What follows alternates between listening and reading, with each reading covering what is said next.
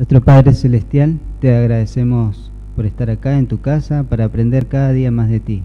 Te pido que nos ayudes a fortalecernos espiritualmente y que podamos entender el mensaje de hoy día. Gracias por todo. Amén. En el nombre de Jesús. Amén. Buen día, feliz sábado. Primera vez que me toca predicar.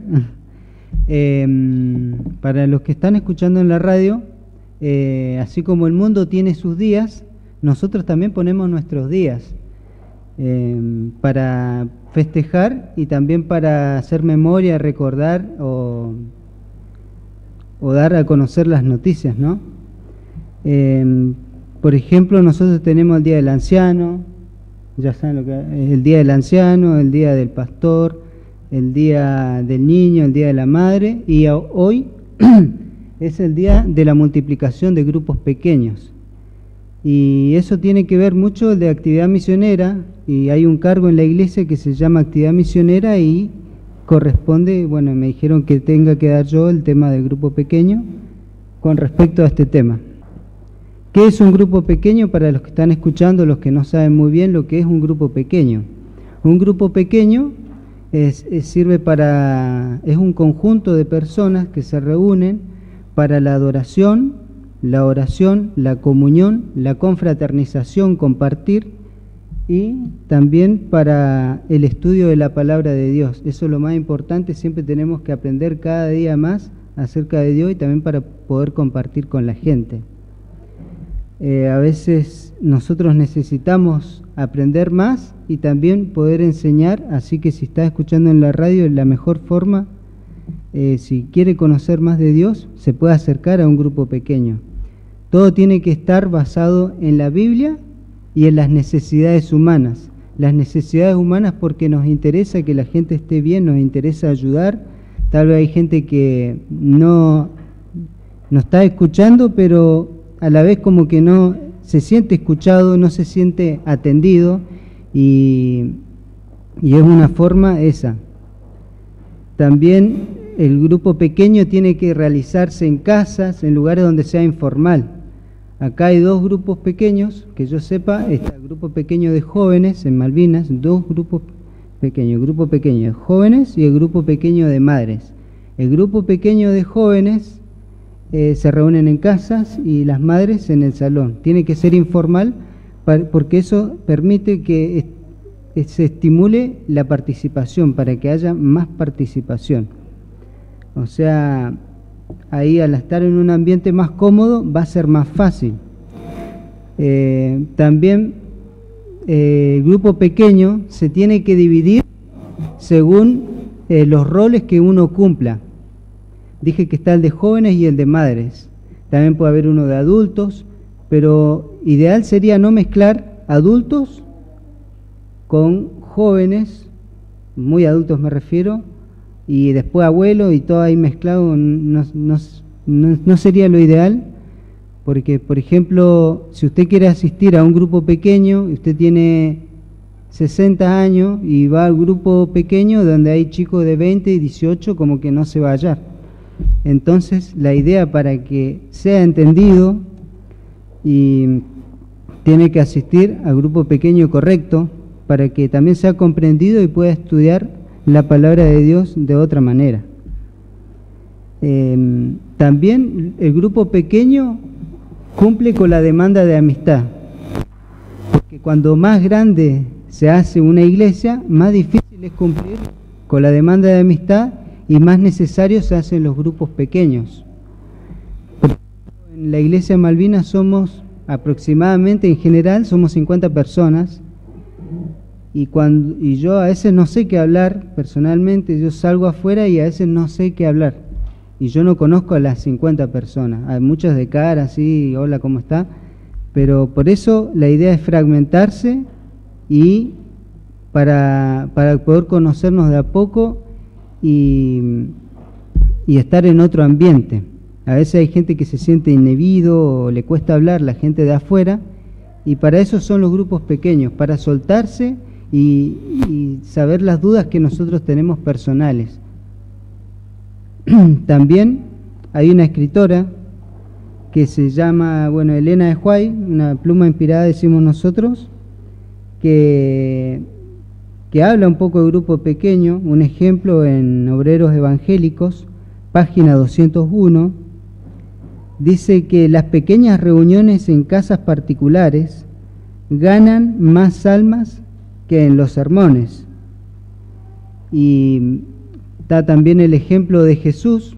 Por ejemplo, si pensamos bien, Jesús también tenía su grupo pequeño, tenía los 12 discípulos, donde muchas veces se reunían en casas para aprender y después para trabajar afuera, distribuir el mensaje.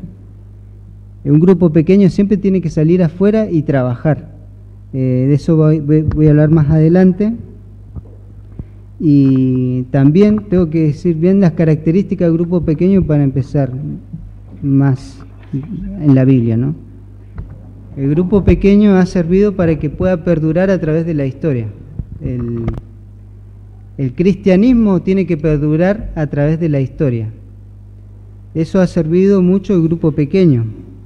Por ejemplo, en la Edad Media, la Inquisición de la Edad Media, si pensabas distinto, ibas a la hoguera. En la Edad Media pasaba eso, entonces tenían que refugiarse.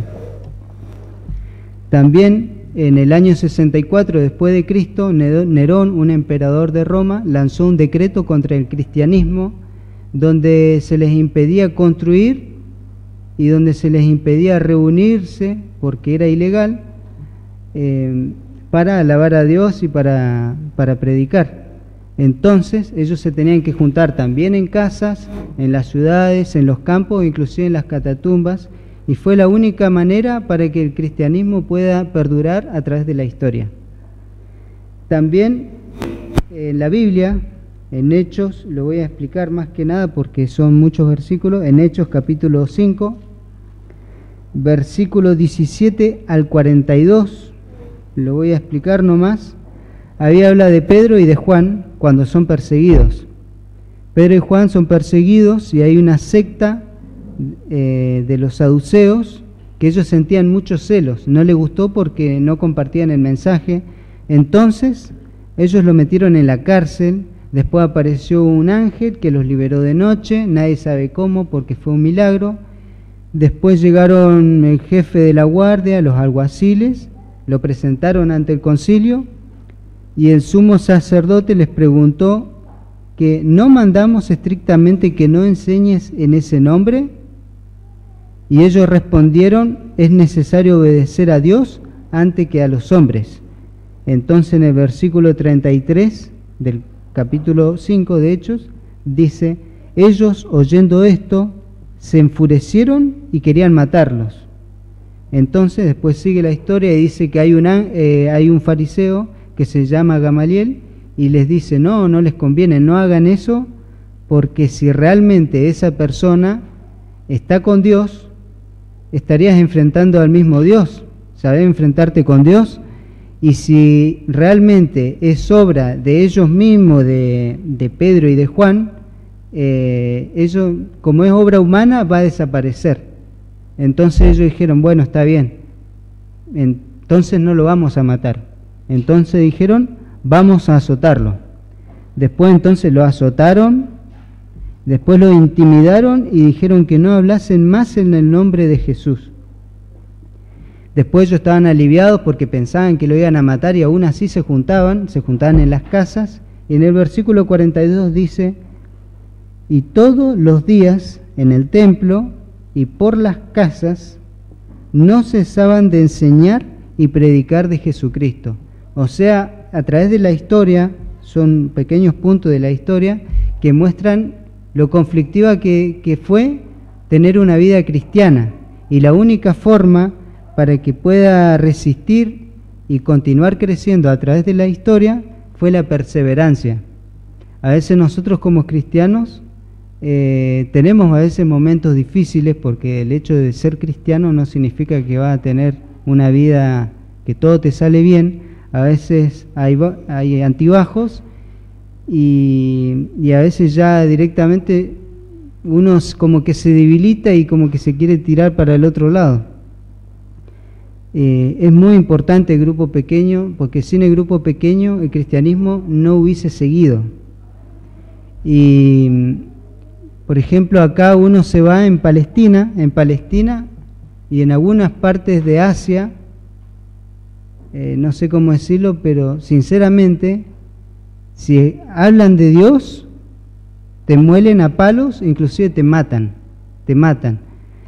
Y eso pasa en algunos países de Asia que son muy idólatras, y hay que tener cuidado porque cada vez en el mundo ahora la gente es más intolerante cuando hablas de Dios como al anticuado.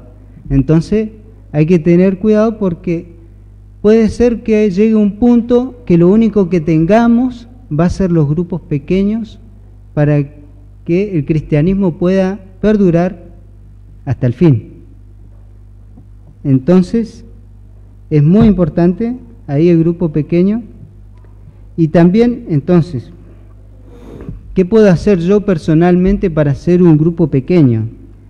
Para que una persona se pueda concentrar y para tener una enseñanza profunda en la Biblia y también para que sea participativo. Hay distintos métodos de estudios que se realizan. Hay un estudio muy importante que se llama el método inductivo.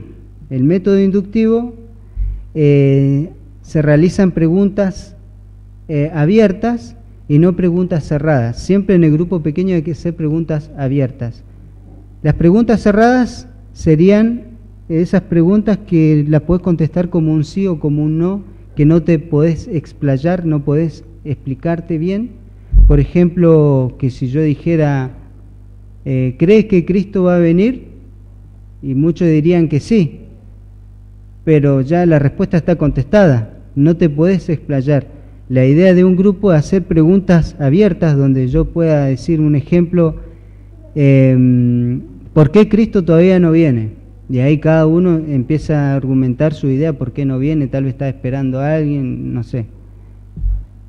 Entonces esa es la idea para que sea más dinámico y para que la gente piense más. Este estudio inductivo que tiene 3 puntos importantes que se deberían hacer en los grupos pequeños, que sería lo ideal. Sería la observación, la interpretación y la aplicación. La observación tiene que ver bien lo que dice la historia de la Biblia. Cuando hay un tema que se está tratando en el grupo pequeño, hay que ver bien lo que estoy leyendo. Hay que ver, por ejemplo, cuándo pasó, cómo lo hizo, por qué lo hizo, en dónde estaba, preguntas así para no perderse en la historia de lo que se está hablando. Y una vez que tenés bien visto el tema para resolver, ahí empieza uno a interpretar qué es lo que el texto me quiere decir a mí. Y no tiene sentido un tema si yo no lo aplico a mi vida personal. Todo se tiene que aplicar a la vida personal de uno para que uno se vaya a la casa con una enseñanza. Todo se tiene que aplicar para uno, como las preguntas que se deberían hacer sería: ¿qué va a hacer con respecto al tema que se leyó? ¿Qué le está diciendo a Dios en este pasaje? ¿Qué puede hacer sobre esto hoy, sobre lo que se leyó? Preguntas como para analizarse uno, porque a veces nosotros queremos la bendición de Dios, que Dios nos proteja, que Dios nos cuide, que quiero esto, que quiero lo otro, pero a veces no aceptamos los compromisos. Es importante comprometerse ante Dios para que Dios diga, ese es mi hijo fiel, entonces yo lo voy a ayudar. El grupo pequeño, como se dijo, tiene muchas actividades. La idea es un ambiente relajado para que se puedan expresar, hacer preguntas abiertas. ¿Y cómo hago para que el grupo pequeño no muera? Porque uno, si se juntan en una casa, en un salón, puede estar todo muy lindo, pero la idea es que el grupo pequeño crezca, porque si no crece también uno se deprime y empieza a dejar de ir, pasa eso y el grupo se muere. Entonces, ¿qué puedo hacer para que el grupo se mantenga vivo y se despierte y empiece a trabajar? Vamos a pasar un PowerPoint de las actividades que realiza, por ejemplo, el grupo pequeño de jóvenes. Quisiera tener de las mujeres, no lo conseguí todavía. Y por ejemplo, acá hay un grupo pequeño de jóvenes. Acá dice en el PowerPoint, dice oración, estudio, actividad misionera, salir a trabajar. Después pusimos charlas, risa, amistad. Eso es muy importante porque eso mantiene el vínculo entre el grupo pequeño y la amistad, y así uno se fortalece, y si está fortalecido el grupo, sale afuera a hacer actividad misionera. El grupo pequeño de jóvenes le pusieron Elienay. En realidad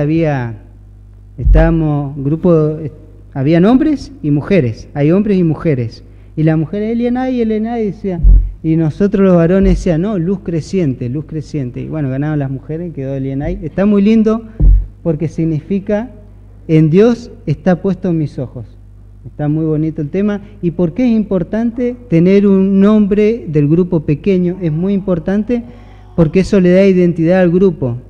Si le das identidad al grupo, uno dice, voy a mi grupo pequeño, o vamos a Elienay, no sé, hacer grupos de WhatsApp, y como que uno se siente más propio, y es tu grupo pequeño, y ahí como que le sentís como un cariño especial. Ese es un punto importante. Esa es la primera foto que tomamos, ahí estamos compartiendo después de un tema. Pasemos, puede haber una música de fondo por lo de la radio. Esos son los integrantes actuales, pero faltan algunos más que se agregaron ahora último. Todavía no hemos sacado foto de ellos. Ahí hay. Y bueno, esa fue la primera actividad que se realizó afuera, fue en Balsa Las Perlas. Justo fue para el Día del Niño. Ahí estaban con el tema de la leche, compartíamos con los chicos, y también realizábamos juegos. Ahí está Juan Pedro saltando la soga. A ver, pasemos. Ahí, bueno, ahí estábamos compartiendo con los chicos, tomando la leche. Y ahí está la capacitación. Es una capacitación, siempre se realizan capacitaciones de grupos pequeños, eso en la iglesia Maranata. Y bueno, porque uno no la sabe toda, obviamente, uno siempre tiene algo nuevo para aprender, siempre es importante ir a las capacitaciones. Eso en Valentina Sur, es una iglesia que se abrió hace poco, no sé cuántos años tendrá, 2 años, no sé. Y queríamos incentivarla porque es un grupito chico de hermanos, casi como 2 familias, y entonces queríamos como alentar, y hicimos un culto joven, y hicimos ese culto joven. Ahí se hicieron juegos, y ahí, bueno, cada uno expuso, son pocas fotos, porque en realidad expusimos todo, estaba muy bueno, muy participativo. Y ahí hicimos, bueno, un pernocte, son 3 días que lo hicimos, fue en el salón de la iglesia y en la escuela. Después la idea siempre es salir al aire libre, hacer cosas novedosas, cosas distintas, cosas diferentes, para que no sea monótono y sea siempre lo mismo. Ahí estábamos compartiendo algunos temas importantes. Bueno, salimos a caminar, subimos ahí una montañita. Pasemos. Bueno, esa es una de las actividades que se hizo más reciente, que fue, bueno, una actividad para los niños en Allen. Y también se hizo representaciones también. A ver, pasemos. Ahí hay una representación, se hizo la historia de Zaqueo. Bueno, ahí hay una visita, esa visita se llama Candela. Ella estuvo el año pasado, era una mujer que se sentía muy sola, y donde ella vive en Corrientes no hay una iglesia cerca, y ella quería un lugar cómodo y quería conocer gente, y bueno, ella se sintió a gusto, y el grupo pequeño está para eso, invitar gente de afuera para que también conozca más a Dios. También siempre una forma de incentivar un grupo pequeño es festejar los cumpleaños. Ahí hicimos una torta sorpresa para Juan Pedro. Ahí el cumpleaños de Nito.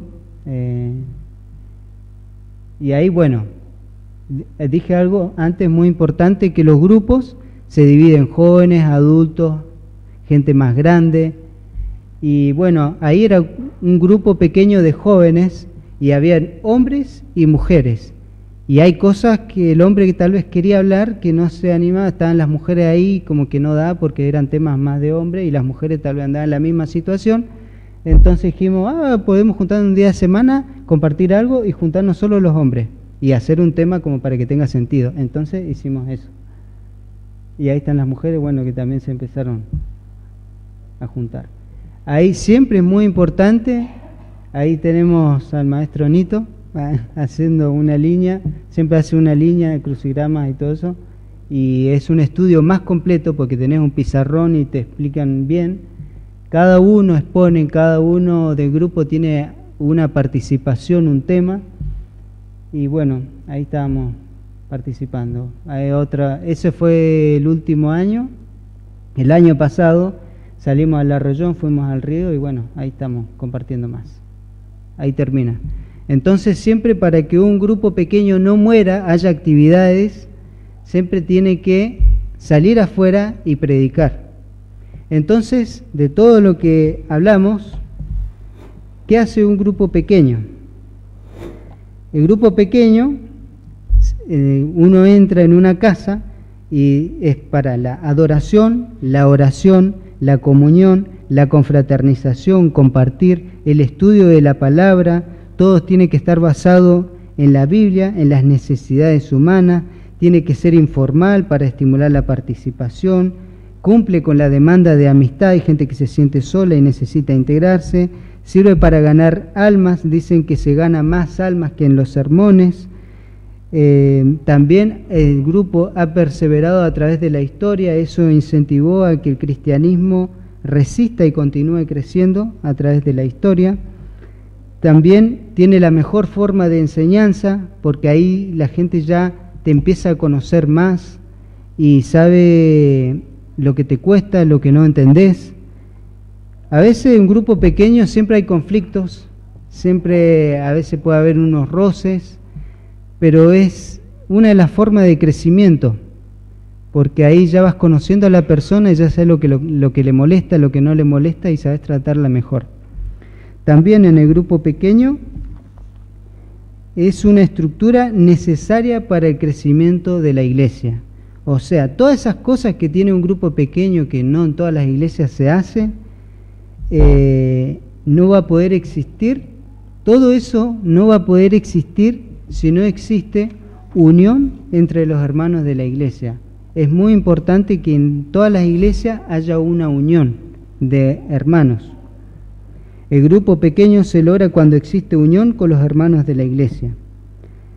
En Romanos, busquemos, ahora sí, vamos a buscar en la Biblia, Romanos 8:9, ahí habla un poco de cómo tenemos que hacer para estar unidos. Romanos, el que está ahí escuchando en la radio también puede buscar, Romanos capítulo 8, versículo 9. Dice: mas vosotros no vivís según la carne, sino según el Espíritu, si es que el Espíritu de Dios mora en vosotros, y si alguno no tiene el Espíritu de Cristo, no es de Él. O sea, si yo no tengo al Espíritu Santo en mi corazón, tampoco voy a tener a Cristo. Es un punto muy importante para que pueda existir una unión en una iglesia.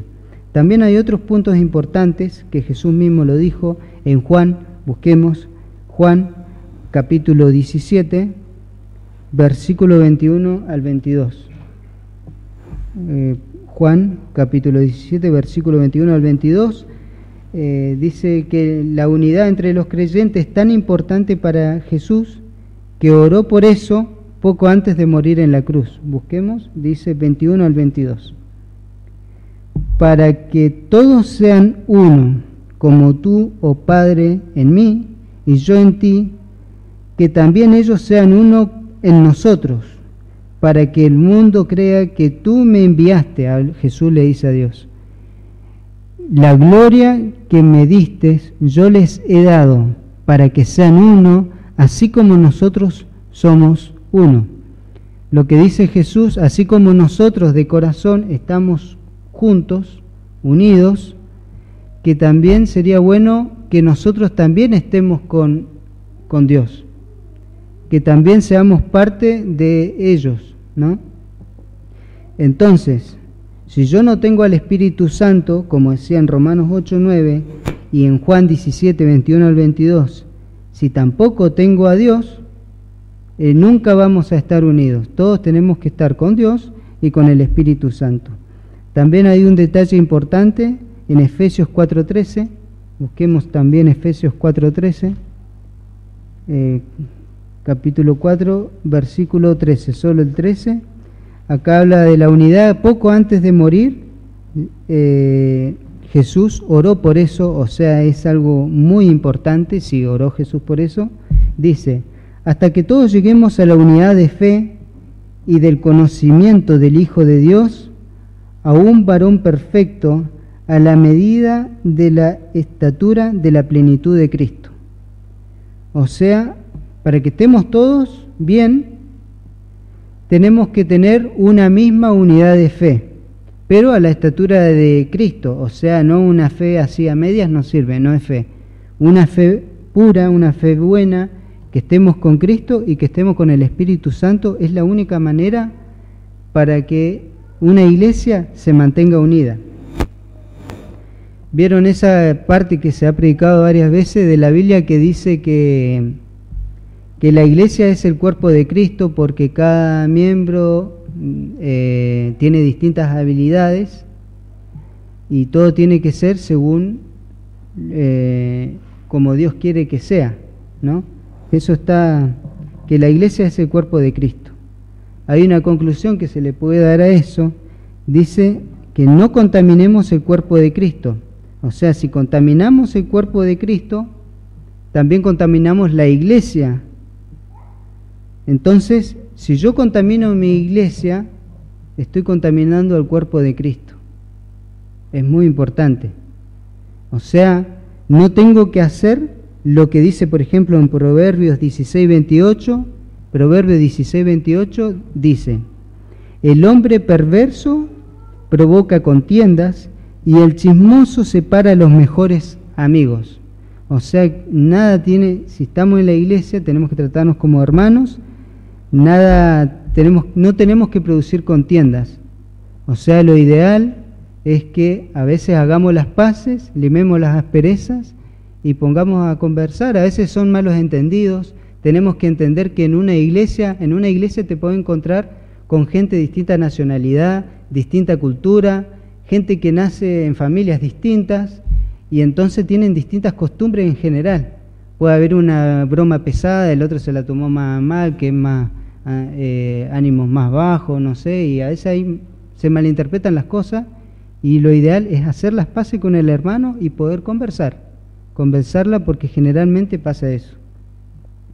Es un punto muy importante. Analicémonos a nosotros mismos y pidamos a Dios que nos revele lo que debemos hacer para ayudar a promover la unidad en Cristo. Ese tiene que ser el centro y lo primero de nuestra amistad. La pluma inspirada, que es el libro de Elena White, dice en el libro Hogar Cristiano, página 158, dice: el secreto de la verdadera unidad en la iglesia es la unión con Cristo. Cuanto más nos acerquemos a Cristo, más cerca estaremos uno del otro. En la casa de Dios todos somos iguales, porque todos somos personas. No importa la raza, no importa el color, si es negra, no importa nada. Todos somos hijos de un mismo Dios. También por eso somos iguales, porque somos humanos, y todos somos hijos del mismo Dios. Conclusión, si nosotros nos odiamos o nos rechazamos unos a otros, es odiar o rechazar la imagen de Dios de esa otra persona, porque uno como cristiano quiere demostrar el amor a Cristo. Uno también es creyente y también sigue a Dios. Si yo odio o rechazo a uno de mis hermanos, es como que si yo estoy rechazando la imagen de Dios de esa persona. O sea, es muy importante. En Santiago 4:4 Santiago capítulo 4, versículo 4. Busquemos todos Santiago capítulo 4, versículo 4, también lo pueden encontrar en la radio. Busquen en sus Biblias. Santiago, no lo tengo. Santiago 4. Bueno, alguien que lo lea. Jimé. Oh almas adúlteras, ¿no sabéis que la amistad del mundo es enemistad contra Dios? Cualquiera, pues, que quiera ser amigo del mundo, se constituye enemigo de Dios. Bueno, ese mensaje es bien claro. Dice, la amistad del mundo es enemistad contra Dios. Por eso debemos esforzarnos a protegerla y a conservarla. Y dicen que la amistad del mundo, lo que está mal, es enemistad contra Dios. Nosotros queremos ser amigos de Dios. ¿Cuántos de acá quieren ser amigos de Dios? Yo creería que todos queremos ser amigos de Dios. Entonces, la mejor forma, no seguir al mundo y seguir a Cristo. Entonces, en conclusión, ¿qué tenemos que hacer para estar unidos? Seguir el Espíritu Santo, estar con Dios, que todos tengamos la unidad de fe, que todos somos iguales, no importa nuestra raza, nuestro color, no importa nada, que siempre nos tenemos que respetar, porque es rechazar la imagen de Dios. Si yo ando hablando cualquier cosa en la iglesia, estoy contaminando el cuerpo de Cristo, porque la iglesia es el cuerpo de Cristo, hay que tener mucho cuidado con eso, y nunca va a haber un grupo pequeño, nunca va a poder haber un lugar cómodo donde yo pueda invitar gente de afuera, donde yo pueda adorar, orar, comunicarme, estudiar la palabra de Dios, todas esas cosas lindas que vimos, ganar almas, un buen estudio de la Biblia, hacer preguntas abiertas donde la gente participe, se sienta cómoda. Si no tengo esa estructura necesaria para el crecimiento de la iglesia, nunca lo voy a poder lograr si no existe unión entre nosotros los hermanos. Así que eso lo que quería expresar, que siempre tengamos unión entre nosotros para poder también predicar la palabra de Dios afuera. Amén.